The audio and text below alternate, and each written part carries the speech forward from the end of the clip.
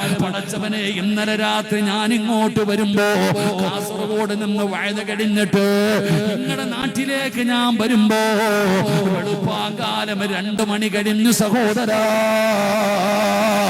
2 മണി കഴിഞ്ഞു. സുബ്ഹാനല്ലാഹ്, ഒരു ഹോട്ടലിലേക്ക് കേറുമ്പോ ആ ഹോട്ടലിൽ 2 മണിക്ക് 3 മണിക്ക് ഭക്ഷണം കഴിക്കാറ് ആ ഹോട്ടലിന്റെ പരിസരത്ത് കൂടിയിരിക്കുന്നത് മുഴുവനും ചെറുപ്പക്കാരാ. 18ഉം 20ഉം വയസ്സുള്ള ആൺകുട്ടികളും പെൺകുട്ടികളുമാണ്. പ്രായമുള്ളവരെ ഒരാളെയും കാണാനില്ലടോ. ഞാൻ അവരാരി എന്റെ കൂടെയുണ്ട്. ഞങ്ങൾ പരസ്പരം ഇങ്ങനെ ചർച്ച ചെയ്തപ്പോ ഞാൻ ചോദിച്ചു, ഉസ്താദേ ഈ ചെറിയ മക്കളൊക്കെ രാത്രി ഇങ്ങനെ ഇറങ്ങി നടക്കുന്നല്ലോ. എന്നോട് പറഞ്ഞു അതൊക്കെ ഒരു ഫാഷനാണെന്ന്. ഇന്നൊക്കെ അതൊരു ഫാഷനാണെന്ന് പറയുമ്പോ എന്റെ പ്രിയപ്പെട്ടവര്, ഉമ്മയും ബാപ്പയും വീടിന്റെ അകത്ത് കടന്നുറങ്ങുമ്പോ മക്കൾ അലഞ്ഞു തിരിഞ്ഞ് നടക്കുകയാണ്. അവർക്ക് ലൈസൻസ് ഇല്ലടോ, അടിച്ചു വിട്ടതുപോലെ അവരിങ്ങനെ നടക്കുകയാണ്. അവർക്ക് എന്ത് വേണമെങ്കിലും ചെയ്യാം. ചോദിക്കാനും പറയാനും ആരുമില്ലാത്തൊരവസ്ഥയില് ഇന്നത്തെ യുവതലമുറ അഴിച്ചു വിട്ടിരിക്കുകയാ. പെങ്ങളെ, ആൺകുട്ടികൾ നടക്കുന്നതിലൊരു കാരണം പറയാ. ഈ പെൺമക്കൾ എങ്ങനാ ഇറങ്ങി നടക്കുന്നത്? ഈ പെൺകുട്ടികൾ എന്തിനാ പാതിരാത്രി ഇങ്ങനെ നടക്കുന്നത്? വല്ലാത്ത സങ്കടം തോന്നാറുണ്ടല്ലോ. ഞാനിങ്ങനെ നോക്കിയപ്പോ അതിലിരിക്കുന്നതിൽ 99% മുസ്ലിമീങ്ങളാ. ഇന്നലെ രാത്രി ഇങ്ങോട്ട് വരുമ്പോ വെളുപ്പാങ്കാലത്ത് 2:30 3 മണി എങ്ങാണ്ടായി. വിശക്കുന്ന ഒരു ചായ കുടിക്കാൻ വേണ്ടി ഒരു കടക്കകത്ത് കയറിയപ്പോ കാല് കുത്താൻ സ്ഥലമില്ല. എല്ലാം മുസ്ലിം പർദ്ദ ഇട്ടത് ആണും പെണ്ണും മാത്രം. ചെറുപ്പക്കാര് 2 മണിക്ക് 3 മണിക്ക് അടിച്ചു വിട്ടതുപോലെ ഇങ്ങനെ നടക്കുക. സഹോദരങ്ങളെ, നമ്മുടെ മക്കൾ, അള്ളാഹു നമ്മുടെ മക്കളെയൊക്കെ നന്നാക്കി തരുമാറാകട്ടെ. ഉറക്കപ്പറ, അള്ളാഹു നമ്മുടെ മക്കളെയൊക്കെ നന്നാക്കി തരുമാറാകട്ടെ. രാത്രിയായി കഴിഞ്ഞ മനുഷ്യന്റെ സ്വഭാവം മാറുകയാണ്. കാരണം ഇബ്ലീസ് ഇറങ്ങുന്ന സമയമാണ്. പാപം ചെയ്യാനുള്ള, തെറ്റു ചെയ്യാനുള്ള ഒരു മനസ്സ് രാത്രിയിൽ ഉണ്ടാവുകയാണ്. നിങ്ങളെ നായെ കാണാറില്ലേ? ശാന്തമായിട്ടത് കിടക്കും പകല്. രാത്രിയായ ഏത് വണ്ടിയുടെ പുറകിലും അത് കുരച്ചുകൊണ്ട് ഓടുകയാണ്. എന്റെ പ്രിയപ്പെട്ടവരെ, രാത്രിയിൽ മനുഷ്യന് തെറ്റു ചെയ്യാനുള്ള ഒരു ഗുണം, സ്വഭാവം ഉണ്ടാവുകയാ. എന്റെ പ്രിയപ്പെട്ട സഹോദര, അതുകൊണ്ടാണ് നബി തങ്ങൾ പറഞ്ഞത്, സഹോദരാ, അല്ലാഹുവിന്റെ പ്രവാചകൻ അവിടെന്ന് പറഞ്ഞല്ലോ, വൈകുന്നേര സമയമായ നിങ്ങളെ മക്കളെ പുറത്തു വിടല്ലേ എന്ന് നബി മുഹമ്മദ് മുസ്തഫ സല്ലല്ലാഹു അലൈഹി വസല്ലമ തങ്ങള് അവിടെന്ന് പറയുകയാ. വൈകുന്നേരമായ, മഗ്രിബിന്റെ സമയമായ, സൂര്യൻ അസ്തമിക്കുന്ന സമയമായ നിങ്ങളെ മക്കളെ പുറത്തു വിടല്ലേ, പെണ്ണുങ്ങളെ പുറത്തിറങ്ങല്ലേ എന്ന് നബി തങ്ങൾ അവിടെന്ന് നമുക്ക് പഠിപ്പിച്ചു തരുമ്പോ, എന്റെ പ്രിയപ്പെട്ടവരെ, ഇന്ന് വൈകുന്നേരമാകുമ്പോ ആണുങ്ങളും പെണ്ണുങ്ങളും ഇറങ്ങുകയാണ്. പകല് മുഴുവനും കിടന്നുറങ്ങിയിട്ട് രാത്രിയാകുമ്പോ ഇറങ്ങി പുറത്തേക്ക് പോവുകയാണ്. അലഞ്ഞു തിരിഞ്ഞു നടക്കുകയാണ്. അല്ലാഹുവേ, രാത്രി 1 മണിക്ക് 2 മണിക്ക് വീട്ടിൽ കയറി വന്ന് വിളിച്ചുണർത്തുന്നത് ശല്യമായത് കാരണം മാതാവ് താക്കോല് തന്റെ മകന്റെ കയ്യിൽ കൊടുത്തിരിക്കുകയാ. എപ്പോ വേണമെങ്കിലും ഒന്ന് തുറന്നു കയറിക്കോ. അല്ലാഹുവേ, മക്കളെ അടിച്ചു വിട്ടിരിക്കുന്ന കാലമാ. മക്കൾ അലഞ്ഞു തിരിഞ്ഞ് നടക്കുകയാണ്. അവര് തെറ്റ് ചെയ്യുകയാണ്. മോശമായ കൂട്ടുകെട്ടുകളിൽ പോയി അകപ്പെടുകയാണ്. പിന്നെ സങ്കടപ്പെട്ടിട്ട് കാര്യമില്ലല്ലോ. അതുകൊണ്ട് എന്റെ പ്രിയപ്പെട്ടവര്, പണ്ടുള്ളവര് നേരത്തെ കാലത്തെ 10 മണിയായാൽ വീട്ടിലേക്ക് വിളിച്ചു കയറ്റുന്ന ഒരു കാലമുണ്ടായിരുന്നു. 10 മണിക്ക് ശേഷം വീടിന്റെ പുറത്തിറങ്ങണമെങ്കിൽ റമദാൻ മാസം വരണമായിരുന്നു, അല്ലെങ്കിൽ ഇതുപോലെയുള്ള വഅദ് വരണമായിരുന്നു. എങ്കിലാണ് പടച്ചവനെ നമ്മളൊക്കെ രാത്രിയിലൊന്ന് പുറത്തിറങ്ങിയിരുന്നത്. എന്നാ പടച്ചവനെ, മംഗലാപുരത്തൊക്കെ നിങ്ങളൊന്ന് പോയി നോക്കടോ. പാതിരാത്രിയാകുമ്പോ ഇങ്ങനെ കറങ്ങി നടക്കുകയാണ്. 18ഉം 20ഉം വയസ്സുള്ള ആണാകട്ടെ പെണ്ണാകട്ടെ, പടച്ചവനെ, ടൗണുകളിലൂടെ കറങ്ങി നടക്കുകയാ. അല്ലാഹുവിന്റെ പരിശുദ്ധമായ ഖുർആൻ അവിടെന്ന് പറയുന്നു, യാക്കൂബ് നബി അലൈഹിസ്സലാം തന്റെ പൊന്നാര മക്കളോട് പറഞ്ഞുകൊടുത്ത വലിയ ഒരു ഉപദേശം എന്താ? وقال يا بني لا تدخلوا من باب واحد وادخلوا من أبواب متفرقة.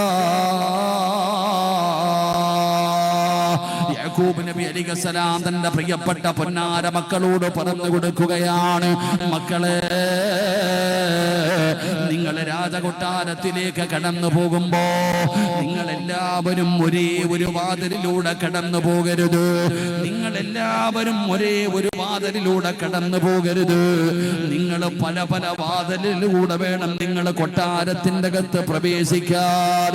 യാക്കൂബ് നബി തന്റെ മക്കളോട് പറഞ്ഞു കൊടുക്കുകയാ, നിങ്ങൾ രാജകൊട്ടാരത്തിലേക്ക് കടന്നു ചെല്ലുമ്പോ എല്ലാവരും കൂടെ ഒരേ വാതിലിലൂടെ കടന്നു പോകാതെ മറ്റുള്ള വാതിലുകളിലൂടെ വേണം, എല്ലാവരും വ്യത്യസ്ത വാതിലുകളിലൂടെ വേണം കയറി പോകാൻ എന്ന് യാക്കൂബ് നബി അവിടെ നിന്ന് പറഞ്ഞു കൊടുക്കുമ്പോ, എന്റെ പ്രിയപ്പെട്ട സഹോദരാ, എന്തുകൊണ്ടാണ് യാക്കൂബ് നബി അങ്ങനെ പറഞ്ഞു കൊടുത്തത്? യാക്കൂബ് നബി പറഞ്ഞു കൊടുക്കാനുള്ള കാരണം എന്റെ പ്രിയപ്പെട്ടവരെ മഹത്തുക്കളെ പഠിപ്പിക്കുകയാ. മഖാഫത്തു ഇസ്ബാത്തിൽ ഐനി, തന്റെ മക്കൾക്ക് കണ്ണ് തട്ടുന്നതിന് മഹാനായ യാക്കൂബ് നബി അവിടെ നിന്ന് ഭയപ്പെട്ടിരുന്നു.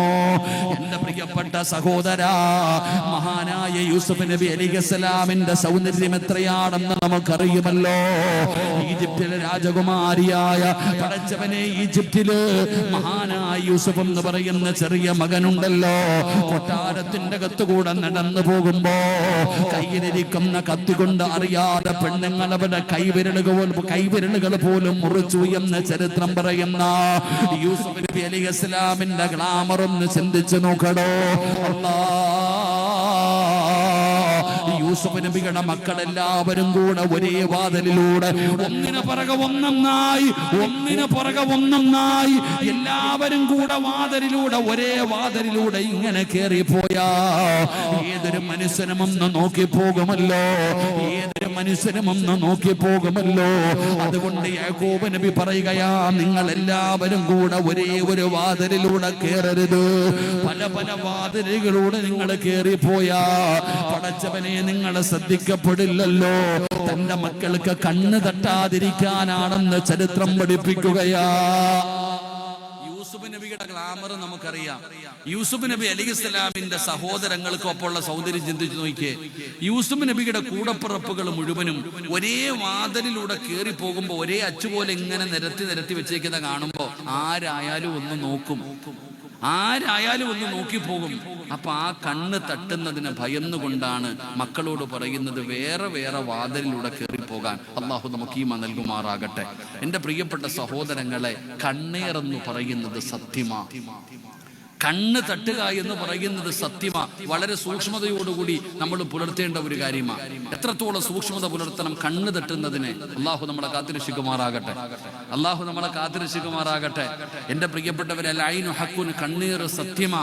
നബിതങ്ങൾ പറഞ്ഞ ഒരു ഹദീസ് ഉണ്ട്, കണ്ണീർ എന്ന് പറയുന്നത് സത്യമാണ്. ഒട്ടകത്തെ ചട്ടിയിലെത്തിക്കും, മനുഷ്യനെ ഖബറിലെത്തിക്കും. അള്ളാഹു നമ്മളെ കാക്കുമാറാകട്ടെ. ഇന്ന് വഴുത് കഴിഞ്ഞ് തിരിച്ച് വീട്ടിൽ പോയിട്ട് കിടന്നുറങ്ങുന്നതിന് മുമ്പ് ബാത്റൂമിലൊക്കെ ഒന്ന് കയറിയിട്ട് ഇറങ്ങിയപ്പോൾ കണ്ണാടി ഒന്ന് കണ്ടു. കണ്ണാടിയുടെ മുമ്പിൽ പോയി നിന്നിട്ട് നീ തന്നെ പറയാൻ പാടില്ല, പടച്ചവൻ ഇത്തിരി വെളുത്തിട്ടുണ്ടോ, ഇത്തിരി സൗന്ദര്യമുണ്ടോ, നീ തന്നെ പറയാൻ പാടില്ല. നിന്റെ മുഖം ഇങ്ങനെ കണ്ണാടി നോക്കിയിട്ട് നീ തന്നെ നിന്നെ കുറിച്ച് പറയാൻ പാടില്ല. കാരണം നിന്റെ നാവ് എങ്ങനത്തതാണെന്ന് നിനക്കറിയില്ലല്ലോ. അള്ളാഹു കാത്തിരക്ഷിക്കുമാറാകട്ടെ. എടോ, കണ്ണെന്ന് പറയുന്നത് അൽ-ഉയൂനു സലാസ്, 3 രീതിയിലാണ് കണ്ണുകളുള്ളത്. 3 രീതിയിലാണ് കണ്ണ്. ഒന്നാമത്തെ കണ്ണ് അൽ-ഐൻ ഹാസിദ, അസൂയയുടെ കണ്ണ്. ഒന്നാമത്തെ കണ്ണെന്ന് പറഞ്ഞാൽ അസൂയയുടെ കണ്ണ്. അള്ളാഹു നമ്മളെ കാത്തിരക്ഷിക്കുമാറാകട്ടെ. അസൂയയുടെ കണ്ണെന്ന് പറഞ്ഞാൽ നിനക്ക് അള്ളാഹു നൽകിയിരിക്കുന്ന ഒരു നിഅമത്ത്. ഇപ്പം ഹമീദ് സാഹിബിനെ പോലെ ആകണമെന്ന് അള്ളാഹുവെ അദ്ദേഹത്തിന് സമ്പത്തുണ്ട്, അല്ലെങ്കിൽ ഒരുപാട് കാര്യങ്ങളുണ്ട്. സിറാജ് ഉസ്താദിന് വഅദ് പറയാനുള്ള കഴിവുണ്ട്, അബറാരിക്ക് വഅദ് പറയാനുള്ള കഴിവുണ്ട്. അള്ളാഹു എനിക്കും അതുപോലെയുള്ള കഴിവ് തരണേ എന്ന് പറയുന്നത് അസൂയല്ല. പക്ഷെ ഈ ഹസദ് എന്ന് പറയുന്നത് അള്ളാഹ് അവന് കൊടുത്ത നിഅമത്ത് നീങ്ങിപ്പോകണമെന്ന് ആഗ്രഹിക്കുക. അവനൊന്ന് എത്തീങ്കാനയിലായാൽ മതി പടച്ചവന്, അത്രേ ഉള്ളൂ. എന്റെ പ്രിയപ്പെട്ട സഹോദരങ്ങളെ, ഒന്നാമത്തെ കണ്ണ് അസൂയയുടെ കണ്ണ്. അള്ളാഹു ഒരാൾക്ക് കൊടുത്തിരിക്കുന്ന നിഅമത്ത് നീങ്ങിപ്പോകണമെന്ന് ആഗ്രഹിക്കുന്ന കണ്ണ്. അള്ളാഹു നമ്മളെ കാത്തിരക്ഷിക്കുമാറാകട്ടെ. വമിൻ ശർരി ഹാസിദിൻ ഇദാ ഹസദ്, ഖുർആൻ പറയുക. ആ കണ്ണിൽ നിന്ന് രക്ഷപ്പെടാനുള്ള ആയത്തേതാ? വമിൻ ശർരി ഹാസിദിൻ ഇദാ ഹസദ്. ഈ ആയത്താ പഠിച്ചവൻ എങ്ങനെ? അപ്പൊ ഒന്നാമത്തെ കണ്ണ് അസൂയയുടെ കണ്ണ. രണ്ടാമത്തെ കണ്ണ് രണ്ടാമത്തെ കണ്ണെന്ന് പറയുന്നത് ഐനുൻ മുഅ്ജിബ, അത്ഭുതം, അത്ഭുതത്തിന്റെ കണ്ണ്. എന്റെ പ്രിയപ്പെട്ട സഹോദരങ്ങൾ, അത്ഭുതത്തിന്റെ കണ്ണ്. എന്താ പടച്ചോനെ, എന്താ എന്തൊരു വീടാ അല്ലാഹ്. ചിലര് പറയാറില്ലേ, എന്തൊരു ഗ്ലാമറാ അല്ലാഹുവിന്. ഇങ്ങനെ വല്ലാത്ത ഒരു അത്ഭുതത്തോടു കൂടി പറയുക, അതും നല്ലതല്ല. അള്ളാഹു നമുക്ക് ഈമാൻ തരുമാറാകട്ടെ. അള്ളാഹു നമുക്ക് ഈമാൻ തരുമാറാകട്ടെ. മഹാനായ ആദരവായ പ്രവാചകൻ നബി മുഹമ്മദ് മുസ്തഫ സല്ലല്ലാഹു അലൈഹി വസല്ലമ തങ്ങളും സ്വഹാബത്തും മക്കയിൽ നിന്നും മദീനയിലേക്ക് മക്കയിൽ നിന്നും മദീനയിലേക്ക് പോകുമ്പോൾ എന്റെ പ്രിയപ്പെട്ടവരെ, ജുഹുഫ് എന്ന് പറയുന്ന സ്ഥലത്തെത്തിയപ്പോ നബിതങ്ങളും സ്വഹാബത്തും യാത്രയുടെ ക്ഷീണം കാരണം അവരൊന്ന് റെസ്റ്റ് എടുക്കാൻ തീരുമാനിച്ചു. ജുഹുഫ് എന്ന് പറയുന്ന സ്ഥലത്തെത്തിയപ്പോ ഇവരൊന്ന് റെസ്റ്റ് എടുക്കാൻ തീരുമാനിച്ചു. അങ്ങനെ റെസ്റ്റ് എടുക്കാൻ തീരുമാനിച്ചിട്ട് ഇങ്ങനെ നിൽക്കുമ്പോ ഈ കൂട്ടത്തിൽ എന്റെ പ്രിയപ്പെട്ട സഹോദരങ്ങളെ, മഹാനായ സഹൽ റളിയല്ലാഹു തആല, ചെറുപ്പക്കാരനായ സഹാബിയാണ് സഹൽ റളിയല്ലാഹു തആല. ഈ സഹൽ റളിയല്ലാഹു തആല കുളിക്കുന്നതിന് വേണ്ടി തന്റെ കമീസ് ഊരി. മഹാനായ സഹൽ റളിയല്ലാഹു തആല നല്ല ഗ്ലാമർ ഉള്ള സഹാബിയ. ഈ സ്വഹാബി തന്റെ വസ്ത്രം ഊരി. ഈ വസ്ത്രം ഇങ്ങനെ ഊരുന്നത് മഹാനായ ആമിർ റളിയല്ലാഹു തആല കണ്ടു. ആ വസ്ത്രം ഇങ്ങനെ ഊരുന്നത് മഹാനായ ആമിർ തങ്ങൾ കണ്ടപ്പോ, ആ ബോഡിയും ആ നിറവൊക്കെ കണ്ടപ്പോ ആമിർ റളിയല്ലാഹു തആല പറയുകയാ, വല്ലാഹി മാ റഅയ്തു, അല്ലാഹുവേ, ഇതുപോലെ ഒരു ശരീരം അല്ലാഹ് ഞാൻ ഇന്ന് വരെ കണ്ടിട്ടില്ല. മഹാനായ ആമിർ റളിയല്ലാഹു തആല പറഞ്ഞ മറുപടി, വല്ലാഹി സത്യം, ഇതുപോലെ ഒരു ശരീരം ഞാൻ ഇന്നേ വരെ പടച്ച റബ്ബിനാണ് ഞാൻ കണ്ടിട്ടില്ല കേട്ടാ. എന്താ ശരീരം പടച്ചവനെ. മഹാനായ ആമിർ തങ്ങൾ പറഞ്ഞു തീരേണ്ട താമസം മഹാനായ സഹൽ റളിയല്ലാഹു തആല ബോധം കെട്ട് താഴെ വീണു. അള്ളാഹു നമുക്ക് ഈ മാന്തരമാറാകട്ടെ. ആ സ്വഹാബി നിന്ന നിപ്പിന് താഴെ വീണു. സഹാബത്തിന് സങ്കടമായി. എല്ലാരും കൂടെ ഓടിച്ചെന്ന് സഹൽ റളിയല്ലാഹു തആല താങ്ങി എടുത്തുകൊണ്ട് നബിതങ്ങളുടെ മുമ്പിൽ ചെന്നു. അള്ളാന്റെ റസൂൽ സല്ലല്ലാഹു അലൈഹി വസല്ലം തങ്ങളോട് ചോദിച്ചു, എന്തു പറ്റി സഹാബ? നബിയെ, ഇങ്ങനെ വസ്ത്രം ഊരി ഇങ്ങനെ നിന്നപ്പോഴത്തേക്ക് പെട്ടെന്ന് താഴെ വീണു നബിയെ, എന്തു പറ്റിയെന്നറിയില്ല. അപ്പൊ നബിതങ്ങൾ ചോദിച്ചു, നിങ്ങൾക്ക് എന്തെങ്കിലും തോന്നുന്നുണ്ടോ? നിങ്ങൾക്ക് എന്തെങ്കിലും തോന്നുന്നുണ്ടോ? ആ സമയത്ത് സഹാബികൾ പറഞ്ഞു, നബിയെ, ആമിർ റളിയല്ലാഹു തആല ഇങ്ങനെ ഒരു വാക്ക് പറഞ്ഞു നബിയെ. ആമിർ തങ്ങള് ഇങ്ങനെ ഒരു വാക്ക് പറഞ്ഞു. നബിതങ്ങളുടെ മുഖം ചുമന്നു. അള്ളാഹുവിന്റെ റസൂൽ സല്ലല്ലാഹു അലൈഹി വസല്ലമ തങ്ങൾ ചോദിക്കുന്നു, അലാമാ യഖ്തുലു അഹദുകും മഖാ, നിന്റെ കൂടപ്പുറപ്പിനെ നീ കൊല്ലാൻ നോക്കുകയാണോ എന്ന് നബിയുനാ റസൂലുള്ളാഹി. ഒരൊറ്റ ചോദ്യം, നീ എന്താ നിന്റെ കൂടപ്പുറപ്പിനെ കൊല്ലാൻ നോക്കുകയാണോ? അല്ലാഹുവിന്റെ പ്രവാചകൻ സല്ലല്ലാഹു അലൈഹി വസല്ലമ തങ്ങളുടെ ചോദ്യമാണ്, നീ നിന്റെ കൂടപ്പുറപ്പിനെ കൊല്ലാൻ നോക്കുകയാണോ? അല്ലാഹുവിന്റെ പ്രവാചകൻ ഇവിടെന്ന് ചോദിച്ചു എന്ന് ചരിത്രം പറയുമ്പോ, അല്ലാഹുവേ, 10ാം ക്ലാസ്സിൽ +10ാം ക്ലാസ്സിൽ A+ വാങ്ങിച്ച മക്കളുടെ ഫോട്ടോ പോസ്റ്റിന്റെ മുകളിൽ ഫ്ലെക്സ് അടിച്ചു വെക്കുന്ന ഉമ്മ, നാട്ടുകാരോട് മുഴുവനും പറഞ്ഞുകൊണ്ട് നടക്കുന്ന വാപ്പാ, നീ ഭയപ്പെടണേ. ഒന്നതാ അസൂയയുടെ കണ്ണാണ്. രണ്ടാമത്തെ കണ്ണ് റബ്ബേ, അത് അത്ഭുതത്തിന്റെ കണ്ണാ. മൂന്നാമത്തെ കണ്ണേതെന്നറിയുമോ? നബിതങ്ങള് പറയുകയാണ്, ഐനുന ഖാതിലു, കൊന്നുകളയുന്ന കണ്ണാട്. പറയുന്നത് അറം പറ്റുമടോ? അവരെന്തെങ്കിലും പറഞ്ഞാൽ അത് അറം പറ്റുമടോ? ബൈക്കിൽ പാഞ്ഞു പോകുന്നവനെ കാണുമ്പോ ചിലര് ചോദിക്കാറുണ്ട്, ചാകാൻ പോകുകയാണോ? സുബ്ഹാനല്ലാഹ്. പടച്ചവനെ, അതാ പലതും നമ്മൾ കാണുന്നവരാ. അതുകൊണ്ട് എന്റെ പ്രിയപ്പെട്ടവരോട് പറയുന്ന കണ്ണീരെന്ന് പറയുന്നത് സത്യമാ. അത് ഒട്ടകത്തെ ചട്ടിയിലെത്തിക്കും സഹോദരാ, മനുഷ്യനെ കബറിലെത്തിക്കുമെന്ന് മഹാനായ നബി മുഹമ്മദ് മുസ്തഫ സല്ലല്ലാഹു അലൈഹി വസല്ലമ തങ്ങൾ പഠിപ്പിക്കുമ്പോ മഹാനായ യാക്കൂബ് നബി അലൈഹിസ്സലാമിന്റെ ചരിത്രം പഠിപ്പിക്കുകയാണ്. ആ പിതാവ് തന്റെ മക്കളോട് പറയുന്നു, മക്കളൊക്കെ ഗ്ലാമറുള്ളവരാണ്, കണ്ടാൽ ഏത് മനുഷ്യനും നോക്കിപ്പോകുന്ന മക്കളാണ്. അതുകൊണ്ടാണ് പടച്ചവര് മക്കളോട് പറഞ്ഞത്, നിങ്ങൾ ഒരു വാതിലിലൂടെ കയറി പോകാൻ പാടില്ല. ഇത് പറയുമ്പോ നിങ്ങൾ ചോദിക്കും, ഉസ്താദേ എന്റെ മോളെ കാണാൻ ഇത്തിരി സുന്ദരിയാണ്, പുറത്തു വിടാതിരിക്കാൻ പറ്റുമോ? അല്ലാഹുവിന്റെ പ്രവാചകന്റെ പ്രിയപ്പെട്ട പൊന്നാര മകളായ ഫാത്തിമ ബീവി റളിയല്ലാഹു തആല അൻഹാ, ഹസനും ഹുസൈൻ എന്ന് പറയുന്ന രണ്ട് മക്കളുണ്ടല്ലോ, ആ മക്കളെ വീടിന്റെ പുറത്തു വിട്ടാ അവിടെ നിന്നൊരു ദുആ ചെയ്തിട്ടാ തന്റെ പൊന്നാര മക്കളെ പുറത്തു വിടുന്നത്. ഫാത്തിമ ബീവി റളിയല്ലാഹു തആല അൻഹാ നബി തങ്ങളെ പഠിപ്പിച്ചു കൊടുത്ത ഒരു ദുആ ഉണ്ടല്ലോ, പെങ്ങളെ മക്കളെ പുറത്തു വിടുമ്പോൾ, മക്കളെ സ്കൂളിൽ വിടുമ്പോ, മക്കളെ എവിടെയെങ്കിലും കൊണ്ടുപോകുമ്പോ, അല്ലാഹുവേ ആ മക്കളെ മന്ത്രിക്കാനൊരു ദുആ നബി തങ്ങളെ പഠിപ്പിച്ചു കൊടുക്കുകയാ. ഫാത്തിമ എന്ന് പറയുന്ന പൊന്നാര മകള്, ഫാത്തിമ എന്ന് പറയുന്ന പൊന്നാര മകള് പടച്ചവനെ ഹസനും ഹുസൈൻ എന്ന് പറയുന്ന രണ്ട് മക്കൾക്ക് മന്ത്രിച്ചു കൊടുത്ത ദുആയാ. ഈ ദുആ നബി തങ്ങളെ പഠിപ്പിച്ചതല്ല, ഈ ദുആ നബി തങ്ങളെ പഠിപ്പിച്ചതല്ല. അല്ലാഹുവേ മഹാനായ പ്രവാചകന്മാർ യാക്കൂബ് നബി അലൈഹിസ്സലാം പടച്ചവരെ മുൻഗാമികളായ പ്രവാചകന്മാര് അവിടുന്ന് തന്റെ മക്കൾക്ക് മന്ത്രിച്ചു കൊടുത്ത ദുആയാണെന്ന് ചരിത്രം പഠിപ്പിക്കുകയാ. അതുകൊണ്ട് എന്റെ പ്രിയപ്പെട്ടവരോട് പറയുകയാണ്, നിങ്ങൾ മക്കളെ പുറത്തു വിടുമ്പോ അല്ലാഹുവിന്റെ പ്രവാചകനെ പഠിപ്പിച്ചു തന്ന ദുആയുണ്ടല്ലോ, ഏത് ദുആയാണ്? മക്കളുടെ തലയിലൊന്ന് ഓതി ഊതു പെങ്ങള്, എന്റെ പൊന്നാര മകന്റെ തലയിലൊന്ന് ഓതി ഊതു വാപ്പാ. ഏത് ദുആ എന്നറിയുമോ? അഊദു ബികലിമാത്തില്ലാഹി താമ്മാതി മിൻ കുല്ലി ശൈത്താനിൻ. അല്ലാഹുവേ അഊദു ബികലിമാത്തില്ലാഹി താമ്മാതി മിൻ കുല്ലി ശൈത്താനിൻ വആമ വമിൻ കുല്ലി ശൈ വമിൻ കുല്ലി ഐനിൻ ലാമ. ഈ ദുആയാണ് ഫാത്തിമ ബീവി റളിയല്ലാഹു തആല അൻഹാ ഹസനും ഹുസൈൻ എന്ന് പറയുന്ന മക്കളുടെ തലയിൽ ഇങ്ങനെ ഊതി മന്ത്രിച്ചിരുന്നത്. എന്റെ പ്രിയപ്പെട്ടവര്, അത്ഭുതപ്പെടുത്തുന്ന കണ്ണിൽ നിന്ന് രക്ഷപ്പെടാനുള്ള ദുആയതാ. അത്ഭുതപ്പെടുത്തുന്ന കണ്ണിൽ നിന്ന് രക്ഷപ്പെടാനുള്ള ദുആയതാ. മൂന്നാമത്തെ കണ്ണ് കൊലപാതകമാടോ, കൊന്നുകളയുന്ന കണ്ണാടോ. അല്ലാഹുവേ എല്ലാവിധ പ്രയാസങ്ങളിൽ നിന്ന് കാക്കണേ അല്ലാ, എല്ലാവിധ ശർറുകളിൽ നിന്ന് കാക്കണേ അല്ലാ. കണ്ണീരെന്ന് പറയുന്നത് നിസാരമല്ലടോ, അത് സിഗറിനെക്കാളും വലിയ കാര്യമാണടോ. അത് പ്രയാസം അനുഭവിക്കുന്നവർക്ക് അതിനെ കുറിച്ചറിയൂ. അതുകൊണ്ട് എന്റെ പ്രിയപ്പെട്ടവരോട് പറയുകയാണ്, അല്ലാഹുവേ മക്കളെ നല്ല നിലയിൽ വളർത്തൂ, മക്കളെ ദീന് പറയുന്ന രീതിയിൽ വളർത്തൂ.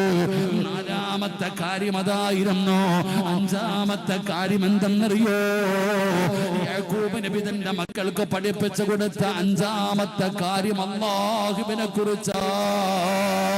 അല്ലാഹുവിനെ കുറിച്ച് പഠിപ്പിച്ചു കൊടുത്തോ. തവക്കൽതു അലല്ലാഹ്, അല്ലാഹുവിൽ പരമേൽപ്പിക്കുന്നതിനെ കുറിച്ച് അവിടുന്ന് പരിചയപ്പെടുത്തി കൊടുക്കുകയാ. അല്ലാഹുവിനെ കുറിച്ച് അവിടുന്ന് പഠിപ്പിക്കുകയാ. യാക്കൂബ് നബി അലൈഹിസ്സലാമിന്റെ അടുക്കൽ പൊന്നാര മക്കൾ വന്നിട്ട് പറഞ്ഞു, വാപ്പാ യൂസുഫ് എന്ന് പറയുന്ന 11ാമത്തെ മകന് ചെന്നായ പിടിച്ചു കൊണ്ടുപോയി പായി വാപ്പാ.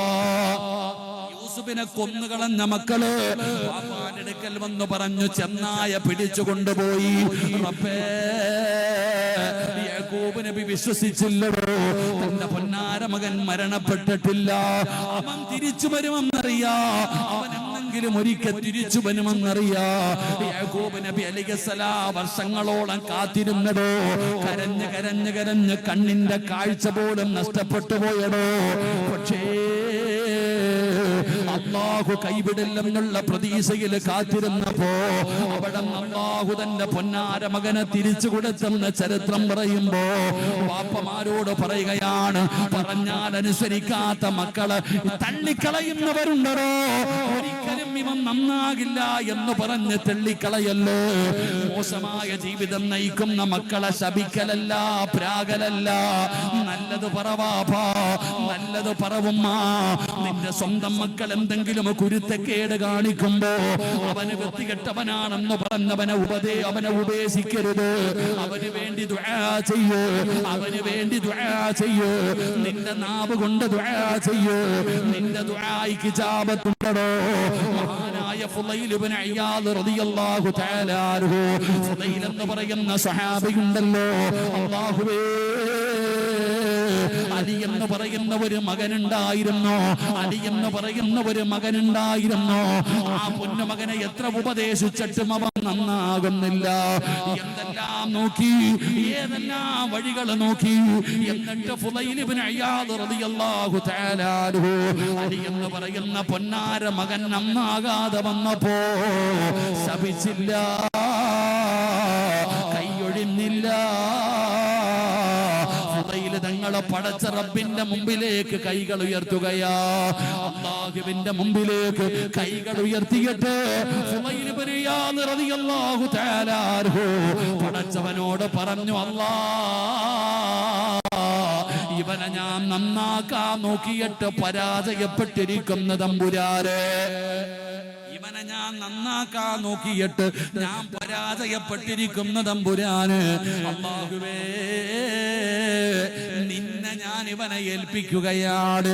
ഇനി ഇവനെ നന്നാക്കാൻ തവക്കൽതു അലല്ലാഹ്, ഇവനെ നന്നാക്കാൻ ഞാൻ നിന്റെ കയ്യിൽ ഏൽപ്പിക്കുകയാ അല്ലാഹ്. ഇവനെ നന്നാക്കി തരണേ അല്ലാഹ്. അത് തങ്ങൾ അല്ലാഹനെ ഏൽപ്പിച്ചതോ. കുറച്ചു ദിവസം കഴിഞ്ഞപ്പോ തന്റെ മകന് ഖുർആൻ ഓതുന്നതൊരു ലഹരിയായി, ഖുർആൻ കേൾക്കുന്നതൊരു ലഹരിയായി. ദുസ്വഭാവങ്ങൾ മുഴുവനും മാറുകയാണ്. ഖുർആനുമായി ബന്ധപ്പെടുകയാണ്, ഇൽമുമായി ബന്ധപ്പെടുകയാണ്, നല്ല കാര്യങ്ങളുമായി ബന്ധപ്പെടുകയാണ്. അവസാനം പടച്ചവനെ എല്ലാ ദുസ്വഭാവങ്ങളും മാറുകയാണ്. 24 മണിക്കൂറും ഖുർആനിന് വേണ്ടി ചെലവഴിക്കുകയാണ്. അവസാനം സുബ്ഹാനല്ലാഹ്, അലി എന്ന് പറയുന്ന മകൻ ലോകത്തോട് വിട പറഞ്ഞത് ഖുർആൻ ഓതിയിട്ടാ വാപ്പാ. അലി നന്നായത്. ഫുളൈൽ എന്ന് പറയുന്ന വാപ്പ അല്ലാഹുവിന്റെ കയ്യിൽ ഏൽപ്പിച്ചിട്ട് പറഞ്ഞു, റബ്ബേ, ഇവനെ നിന്നെ ഏൽപ്പിക്കുകയാണ് തമ്പുരാന്. ഇവനെ നന്നാക്കണം തമ്പുരാന്, ഇവനെ നന്നാക്കണം തമ്പുരാന്. അതുകൊണ്ട് ഉപ്പമാരെ, മക്കള് നന്നാകാൻ ദുആ ചെയ്യ്. നല്ലവരുടെ കൂടെ നടക്ക്, നല്ലവരുടെ കൂടെ നടക്ക്, നല്ല കൂട്ടുകാരുടെ കൂടെ നടക്ക്. പടച്ചവനെ, മുതഅല്ലിമീങ്ങളുമായിട്ടൊരു ബന്ധമുണ്ടാക്കൂ, പള്ളിയിലെ ഉസ്താദന്മാരുമായിട്ടൊരു ബന്ധമുണ്ടാക്കൂ, സുന്നത്ത് ജമാഅത്തിന്റെ അഹ്ലുകാരുമായിട്ടൊരു ബന്ധമുണ്ടാക്കൂ. നന്മ പഠിപ്പിച്ചു കൊടുക്കൂ, നല്ല കാര്യങ്ങൾ പഠിപ്പിച്ചു കൊടുക്കൂ, നല്ല കാര്യങ്ങളുടെ മജ്‌ലിസുകളിൽ പങ്കെടുക്കൂ. അൽഹംദുലില്ലാഹ്, അവനെ നല്ല ഒരു മനുഷ്യനാക്കാൻ പഠിപ്പിക്കണോ. നിങ്ങളെ തവക്കൽതു അലല്ലാഹ് എന്ന് പറഞ്ഞ അല്ലാഹുവിനെ പരമേൽപ്പിച്ച അല്ലാഹു തരുന്ന പ്രതിഫലം എന്തെന്നറിയോ? പറയണം പെങ്ങളെ, പഠിക്കണം പെങ്ങളെ. മഹാനായ സയ്യിദുനാ ഉമർ ഇബ്നുൽ ഖത്താബ് റളിയല്ലാഹു തആല അൻഹു ഒരിക്കൽ ഉമർ തങ്ങളതാ കമ്പോളത്തിലൂടെ നടന്നു പോവുകയാണ്. കമ്പോളത്തിലൂടെ നടന്നു പോകുമ്പോ ഒരു പിതാവിനെയും മകനെയും കാണുകയാണ്. കാക്കയെയും കാക്കയുടെ കുഞ്ഞിനെ പോലെ രണ്ടുപേരും ഒരുപോലെ ഇരിക്കുകയാണ്. രണ്ടുപേരെയും വരച്ചു വെച്ചതുപോലെ ഇരിക്കുകയാണ്. ഉമർ തങ്ങൾക്ക് കണ്ടപ്പോ അത്ഭുതമായി. അവിടെ നിന്ന് ചോദിച്ചു, വാപ്പയും മകനും ഒന്നുപോലെ ഇരിക്കുന്നല്ലോ. ആ സമയത്ത് പറഞ്ഞ ഉമർ തങ്ങള്, ഈ മകൻ ആരാണെന്നറിയോ? ഇവനെ എങ്ങനെ കിട്ടിയതാണെന്നറിയോ? മഹാനായ സയ്യിദുനാ ഉമർ ഇബ്നുൽ ഖത്താബ് റളിയല്ലാഹു തആല അൻഹുവിനോട് ആ പിതാവ് പറയുകയാ, ഇവനെ അല്ലാഹ് തന്നതാതങ്ങള്, ഇവനെ അല്ലാഹ് തന്നതാതങ്ങള്. എങ്ങനെയാണ് ഈ പൊന്നുമോനെ എനിക്ക് ലഭിച്ചതെന്നറിയോ? എന്റെ പ്രിയപ്പെട്ടവര്, ആ മനുഷ്യനൊരു യുദ്ധത്തിന് വേണ്ടി പോവുകയാണ്. ഒരു യുദ്ധത്തിന് വേണ്ടി ഇറങ്ങുമ്പോ തന്റെ പ്രിയപ്പെട്ട ഭാര്യ പൂർണ്ണ ഗർഭിണിയാണ്, തന്റെ ഭാര്യ ഗർഭിണിയാണ്. അല്ലാഹുവേ, യുദ്ധത്തിന് വേണ്ടി ഇറങ്ങുന്ന സമയത്ത് ആ സഹോദരനുണ്ടല്ലോ, ആ മനുഷ്യനുണ്ടല്ലോ, ഗർഭിണിയായ ഭാര്യയുടെ വയറിന്റെ മുകളിൽ കൈവക്കുകയാണ്. തന്റെ ഗർഭിണിയായ മകളുടെ വയറിന്റെ, തന്റെ ഗർഭിണിയായ ഭാര്യയുടെ വയറിന്റെ മുകളിൽ കൈവച്ചു. എന്നിട്ട് പറഞ്ഞു, അല്ലാ, എന്റെ അതാ ഞാൻ യുദ്ധത്തിന് പോവുകയാണ്, എന്റെ ഭാര്യയുടെ വയറ്റിൽ കിടക്കുന്ന കുഞ്ഞിന് നിന്നെ ഏൽപ്പിക്കുന്നു അല്ലാ, നോക്കിക്കൊള്ളണേ അല്ലാ. ആ പിതാവ് തന്റെ ഭാര്യയുടെ ഗർഭിണിയായ ഭാര്യയുടെ വയറിന്റെ മുകളിൽ കൈവച്ചിട്ട് ആ കുഞ്ഞിന്റെ കാര്യം അല്ലാഹുവിനെ ഏൽപ്പിക്കുകയാണ്. ഈ കുഞ്ഞിനെ നോക്കണേ തമ്പുരാന്, നിന്നെ ഏൽപ്പിക്കുന്ന തമ്പുരാന്, തവക്കൽതു അലല്ലാഹ് എന്ന് പറഞ്ഞിട്ട് യാത്രയാവുകയാ. ആ പിതാവ് പറയുന്ന, ഉമർ തങ്ങള്, ഞാൻ യുദ്ധം കഴിഞ്ഞു മടങ്ങി വരുമ്പോ എന്റെ ഭാര്യ മരിച്ചു തങ്ങള്. ആ മനുഷ്യന്റെ ഭാര്യ അവിടെ നിന്ന് മരണപ്പെട്ടു പോയി, പ്രസവിക്കുന്നതിന് മുമ്പ് തന്നെ മരണപ്പെട്ടു പോയി. ജനങ്ങളല്ലാ കൊണ്ടുപോയി ജനാസ കബറടക്കുകയാണ്. കബറടക്കി കഴിഞ്ഞപ്പോ കബറ് പിളരുകയാ, കബറ് രണ്ടായി പിളരുകയാ. ഒരു വെളിച്ചം കാണുകയാ, പള്ളിപ്പറമ്പിൽ ഒരു വെളിച്ചം കാണുകയാ, ഒരു കുഞ്ഞിന്റെ കരച്ചിൽ കേൾക്കുകയാ. പടച്ചവരെ, എല്ലാവരും ഓടിച്ചെല്ലുമ്പോ ആ പെണ്ണിന്റെ കബറിനകത്തൊരു കുഞ്ഞു കിടന്ന് കരയുകയാ. എല്ലാരും ചെന്ന് നോക്കുമ്പോ ആ കബറിനകത്തൊരു കുഞ്ഞ് കിടന്ന് കരയുന്നുണ്ട്. എന്റെ പ്രിയപ്പെട്ടവരെ, ചരിത്രം പറയുന്നു, ആ കുഞ്ഞിനെ എടുത്തു കയ്യിൽ ഇങ്ങനെ വെക്കുമ്പോഴാണ് ആകാശത്ത് നിന്ന് ഒരു അശരീരി കേൾക്കുന്നത്, കുഞ്ഞിനെ മാത്രം നീ ഏൽപ്പിച്ചു, നിന്റെ ഭാര്യയെ കൂടെ ഏൽപ്പിച്ചിരുന്നെങ്കിൽ അതും നിനക്ക് കിട്ടുമായിരുന്നു. മഹാനായ സയ്യിദുനാ ഉമർ ഇബ്നുൽ ഖത്താബ് റളിയല്ലാഹു തആല, ആ മനുഷ്യൻ കുഞ്ഞിനെ ഏൽപ്പിച്ചുള്ളൂ, ഭാര്യയെ ഏൽപ്പിച്ചില്ല. അതുകൊണ്ട് എന്റെ പ്രിയപ്പെട്ട സഹോദരങ്ങളെ, മക്കൾക്ക് അള്ളാഹുവിനെ കുറിച്ച് പഠിപ്പിച്ചു കൊടുക്ക്. അള്ളാഹ് ആരാണെന്ന്, പടച്ച റബ്ബ് ആരാണെന്ന് പഠിപ്പിച്ചു കൊടുക്ക്. അതൊക്കെ പഠിപ്പിച്ചു കൊടുക്കേണ്ട കടമയും ബാധ്യതയും നമുക്കുണ്ട്. അതുകൊണ്ട് എൻ്റെ പ്രിയപ്പെട്ട സഹോദരങ്ങളോട് പറയുകയാ, എല്ലാവരും നല്ലവരുമായി ബന്ധപ്പെടുക, നല്ല കാര്യങ്ങളുമായി ബന്ധപ്പെടുക, ആലിമീങ്ങളെ ബഹുമാനിക്ക്, ആലിമീങ്ങളെ സ്നേഹിക്ക്, എല്ലാവരും അതുമായി ബന്ധപ്പെട്ട് നടക്കണം. അല്ലാഹു സുബ്ഹാനഹു വ തആല നമുക്കതിനുള്ള ഈമാൻ നൽകി അനുഗ്രഹിക്കുമാറാകട്ടെ. അല്ലാതെ ഏതാണെങ്കിലും എൻ്റെ പ്രിയപ്പെട്ടവരോട് പറയുന്ന, ആലിമീങ്ങളെ നിങ്ങൾ ബഹുമാനിക്കണം. അതാരുമാകട്ടെ, ഏത് സംഘടനയുമാകട്ടെ. അൽഹംദുലില്ലാ, എല്ലാവരെയും ആദരിക്കുകയും ബഹുമാനിക്കുകയും പരസ്പരം എല്ലാവരുമായിട്ടുള്ളൊരു ബന്ധം നിലനിർത്താൻ പഠിക്കുകയും ചെയ്യുക. അള്ളാഹു ഭാഗ്യം നൽകി അനുഗ്രഹിക്കുമാറാകട്ടെ. അൽഹംദുലില്ലാ, എൻ്റെ പ്രിയപ്പെട്ട സഹോദരങ്ങളെ, വലിയ സന്തോഷമുണ്ട്. ഞാനിവിടെ വന്നപ്പോൾ ഒരുപാട് മുതല്ലിമീങ്ങളെ കണ്ടു, ഉസ്താദന്മാരെ കണ്ടു. അല്ലാഹു സുബ്ഹാനഹു വ തആല എല്ലാവർക്കും അല്ലാഹു ആഫിയത്തുള്ള ദീർഘായുസ് അല്ലാഹു നൽകി അനുഗ്രഹിക്കുമാറാകട്ടെ. അതുകൊണ്ട് എല്ലാവരെയും ബഹുമാനിക്കാൻ പഠിക്ക്, എല്ലാവരെയും ആദരിക്കാൻ പഠിക്ക്.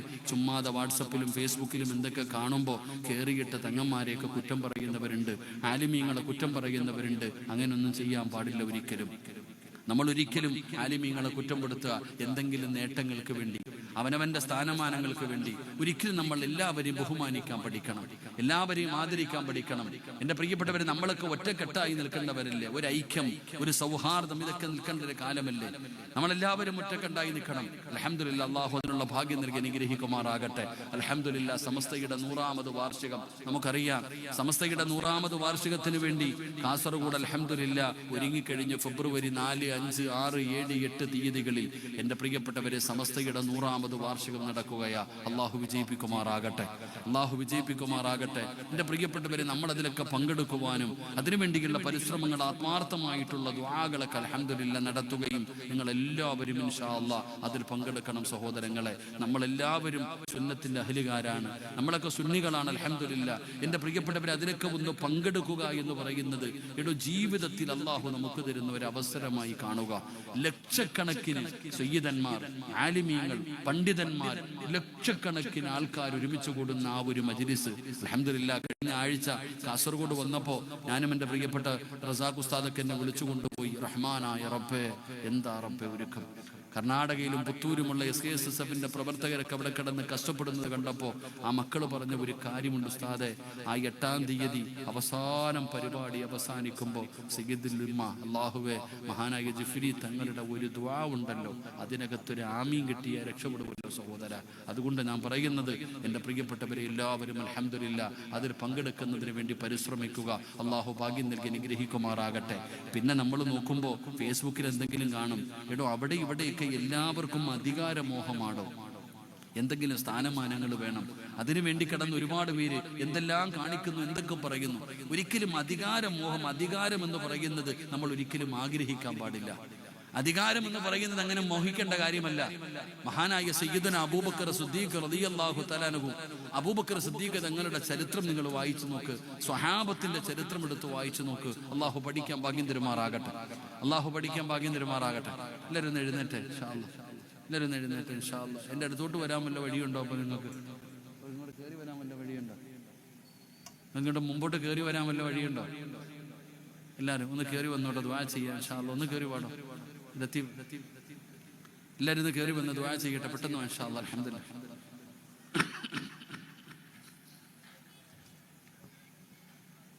എല്ലാവരും കയറി വന്ന് ദുആ ചെയ്യട്ടെ ഇൻഷാ അല്ലാഹ് പെട്ടെന്ന്.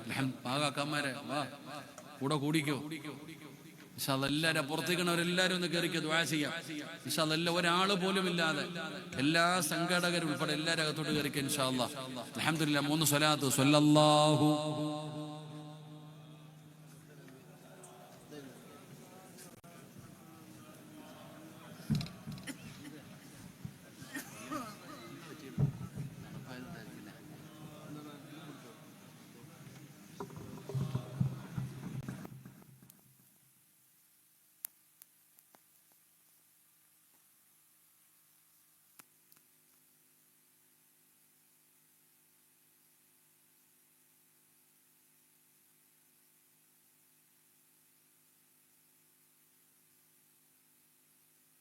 اللهم صل على محمد يا رب صل عليه وسلم. അല്ലാഹു സ്വീകരിക്കുമാറാകട്ടെ.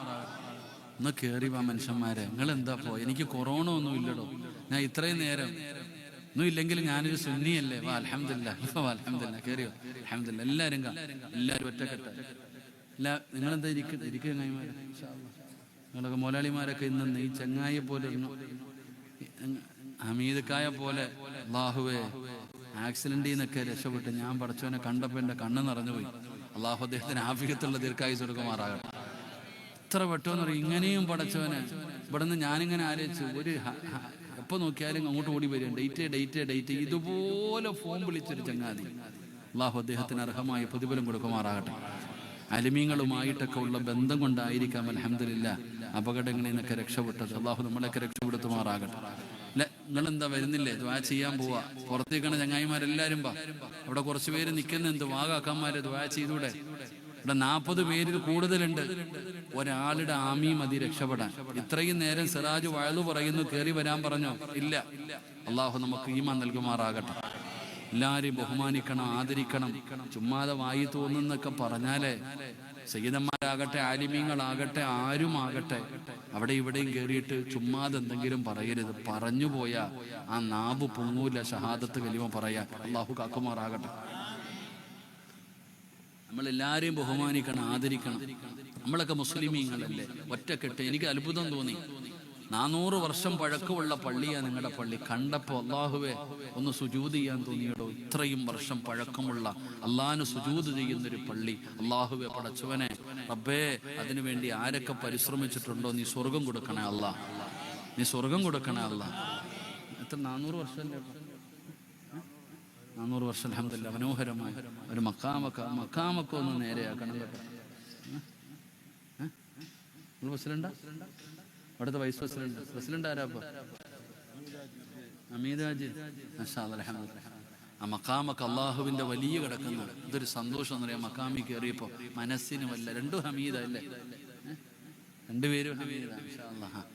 ഇവിടെ ദുആ ചെയ്ത ആരായിരുന്നു? ദുആ ചെയ്ത ആള് അൽഹംദുലില്ലാ. അള്ളാഹു അദ്ദേഹത്തിന് ആഫിയത്തുള്ള ദീർഘായുസ്സ് കൊടുക്കുമാറാകട്ടെ. ദുആ ചെയ്തപ്പോൾ എനിക്ക് മനസ്സിലായി അള്ളാഹുവിന്റെ ഔലിയാക്കന്മാരെ ഇഷ്ടപ്പെടുന്ന ആളാണ്.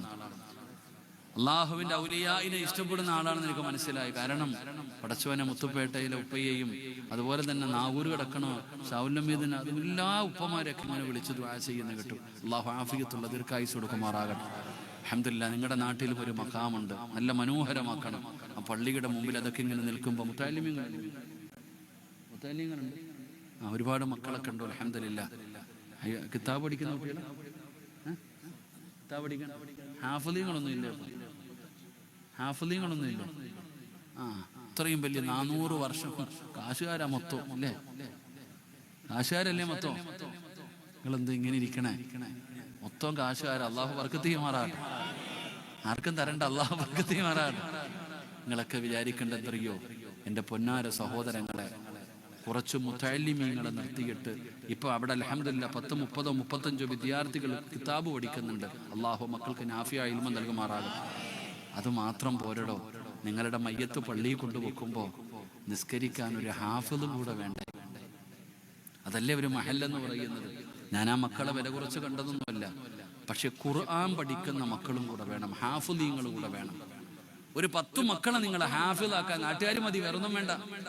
നിങ്ങളുടെ നാട്ടിലുള്ള ഒരു 10 മക്കളെ കൂടെ നിർത്തിയിട്ട് ഒരു ഹാഫിദ് ഉസ്താദിനെ കൂടെ നിർത്തിയാൽ അൽഹംദുലില്ലാ. കേട്ടോ, നിങ്ങളുടെയൊക്കെ മയ്യത്ത് പള്ളിയിൽ കൊണ്ടുവെക്കുമ്പോ നിസ്കരിക്കാൻ ഒരു ഹാഫിദില്ലേ സഹോദര? ഒരു 10 മക്കൾ ഈ മുത്തഅല്ലിങ്ങളുടെ കൂടെ ഖുർആൻ പഠിക്കുന്ന ഒരു 10 മക്കൾ നിസ്കരിക്കാനുണ്ടെങ്കിൽ അതിനേക്കാളും വലുതെന്തോ? ഇവിടെ എടാന്ന് വിളിക്കാൻ പാടുണ്ടോ? ആരെ നമ്മളെ മക്കളെ എടാന്ന് വിളിക്കൂലേ? ഹിഫ്ള് പഠിക്കുന്ന ഒരു മകനെ, ഹാഫിളായ മകനെ എടാന്ന് പോലും വിളിക്കാൻ പാടില്ല എന്ന് പറഞ്ഞു. എങ്ങനെ? അള്ളാഹുവിന്റെ പരിശുദ്ധമായ ഖുർആൻ പഠിച്ച ഒരു ഹാഫിദിനെ എന്ത് വിളിക്കാൻ പാടില്ല? നിങ്ങൾ എന്തോ ഇങ്ങനെ നിൽക്കണ? പറ. എടാ വാടാ പോടാന്ന് വിളിക്കാൻ പാടുണ്ടോ? പാടില്ല. തൊടണമെങ്കിൽ ഒതുവെടുക്കണം. എന്ത് ചെയ്യണം? തൊടണമെങ്കിൽ ഒതുവെടുക്കണം. അതാ ഹാഫിദ്. അതാണോ ഹാഫിദ്? അങ്ങനെയുള്ള ഒരു 10 മക്കള് ഈ നാട്ടുകാരായ നിങ്ങളുടെ മയ്യത്ത് കൊണ്ട് പള്ളി വെക്കുമ്പോ അള്ളാഹുവേ, ആ മയ്യത്ത് നിസ്കാരത്തിൽ നിന്നിട്ട് പടച്ചവനെ ഈ മയ്യത്തിന് നീ പുറത്തു കൊടുക്കണേ അല്ലാഹ്. അതിനെക്കാളും വേറെ എന്ത് കിട്ടൂടോ? അതിനെക്കുറിച്ചുകൂടെ നിങ്ങൾ ആലോചിക്ക്. അള്ളാഹു ഭാഗ്യം തരുമാറാകട്ടെ. ഇവിടെ പ്രസിഡന്റ് ഇരിപ്പുണ്ട്, വൈസ് പ്രസിഡന്റ് ഇരിപ്പുണ്ട്, ഖത്തീബ് ഉസ്താദ് ഇരിപ്പുണ്ട്, എല്ലാവരും ഇരിപ്പുണ്ട്. എല്ലാ ഉസ്താദന്മാരും ഇവിടെ ഇരിക്കുന്നുണ്ട്. അൽഹംദുലില്ലാ. ഞാൻ എങ്ങനാടോ? നബിതങ്ങള് ഹാഫിളല്ലേ? ഹാഫിളാണോ? അള്ളാഹുവിന്റെ റസൂൽ സല്ലല്ലാഹു അലൈഹി വസല്ലം തങ്ങളെ ഹാഫിള. കാരണം എന്തേ? ജിബ്രീൽ അലൈഹിസ്സലാം റമളാൻ മാസത്തിൽ വന്നിട്ട് ദൗറ കേൾക്കുമായിരുന്നു. ജിബ്രീൽ അലൈഹിസ്സലാം റമളാൻ മാസത്തിൽ വന്നിട്ട് ഉസ്താദ ജിബ്രീൽ ഓതി നബിയെ ഖുർആൻ മുഴുവൻ ഓതി കേൾപ്പിക്കും.